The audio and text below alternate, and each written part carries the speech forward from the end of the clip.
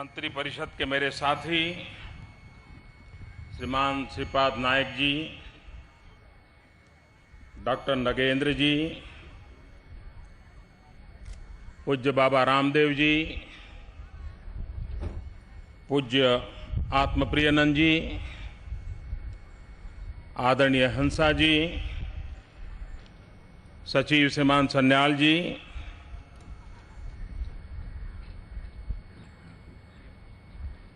और देश भर में और विश्व भर में योग से जुड़े हुए सभी महानुभाव, आज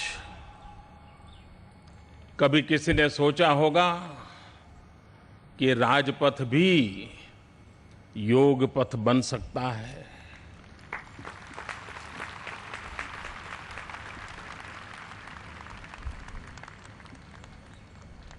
यूएनओ के द्वारा आज अंतर्राष्ट्रीय योग दिवस का आरंभ हो रहा है, लेकिन मैं मानता हूं आज 21 जून से अंतर्राष्ट्रीय योग दिवस से न सिर्फ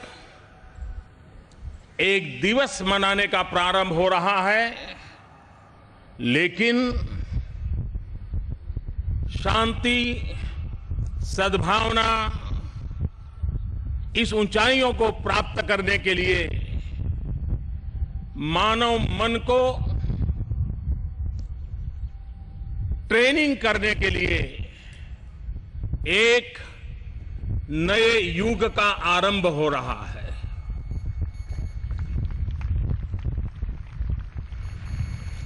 कभी कभार बहुत सी चीजों के प्रति अज्ञानतावश कभी कुछ विकृतियां आ जाती हैं।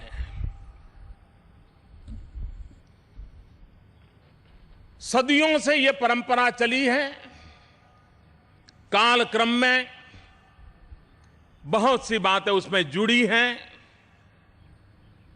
मैं आज ये कहना चाहूंगा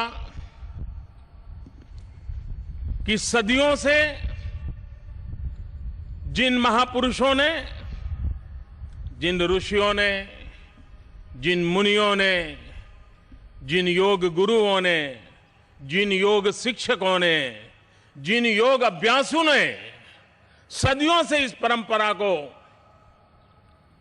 निभाया है, आगे बढ़ाया है, उसमें विकास के किन बिंदु जोड़े भी हैं, मैं आज पूरे विश्व के ऐसे महानुभावों को आदरपूर्वक नमन करता हूं और मैं उनका गौरव करता हूं। ये शास्त्र किस भूभाग में पैदा हुआ, किस भूभाग तक फैला, मैं समझता हूं मेरे लिए उसका ज्यादा महत्व नहीं है। महत्व इस बात का है कि दुनिया में हर प्रकार की क्रांति हो रही है, विकास की नई नई ऊंचाइयों पर मानव पहुंच रहा है। टेक्नोलॉजी एक प्रकार से मनुष्य जीवन का हिस्सा बन गई है, बाकी सब बढ़ रहा है, बाकी सब तेज गति से बढ़ रहा है, लेकिन कहीं ऐसा तो न हो कि इंसान वहीं का वहीं रह जाए। अगर इंसान वहीं का वहीं रह गया और विश्व में ये सारी व्यवस्थाएं विकसित हो गई तो ये मिसमैच भी मानव जात के लिए संकट का कारण बन सकता है। और इसलिए आवश्यक है कि मानव का भी आंतरिक विकास होना चाहिए, उत्कर्ष होना चाहिए। आज विश्व के पास योग एक ऐसी विद्या है और जिसमें विश्व के अनेक भूभागों के अनेक रंग वाले लोगों ने, अनेक परंपरा वाले लोगों ने अपना अपना योगदान दिया है। उन सबका योगदान स्वीकार करते हुए अंतर मन को कैसे विकसित किया जाए, अंतर ऊर्जा को कैसे ताकतवर बनाया जाए, मनुष्य तनाव मुक्त जिंदगी से मुक्त होकर के शांति के मार्ग पर जीवन को कैसे प्रशस्त करें। ज्यादातर लोगों के दिमाग में योग यानी एक प्रकार से अंग मर्दन का कार्यक्रम है। मैं समझता हूं यह सबसे बड़ी गलती है। योग ये अंग उपांग मर्दन का कार्यक्रम नहीं है। अगर यही होता तो सर्कस में काम करने वाले बच्चे योगी कहे जाते हैं।